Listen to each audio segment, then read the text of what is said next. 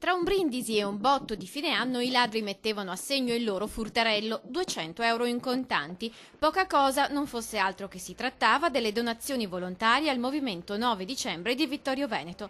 La scatoletta in questione, in cartoncino, era quella tenuta nel gazebo presidio della città della Vittoria. Il movimento affida la denuncia alle sole pagine di Facebook. Non vuole farne un dramma, anzi, quasi quasi perdonerebbe il furfante. Si pensa infatti che possa essere stato un povero ad aver rubato, dicono, ad altri poveri. E quindi la colpa, ci spiegano, è sempre dei politici.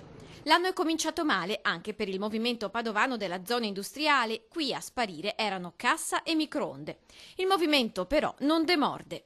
Noi stiamo cercando di creare qualcosa che possa volgere ovviamente al futuro in qualcosa di meglio per tutti quanti. E anzi prende forma. Sabato prossimo a Soave si riuniranno tutti i comitati nazionali per nominare i responsabili regionali e provinciali. Continueranno i presidi esistenti e ne nasceranno di nuovi. Si annunciano serrate in fabbrica in accordo con gli imprenditori e ci saranno altre visite a domicilio a illustri nomi della politica. Il primo, annunciano, potrebbe essere Luca Zaia.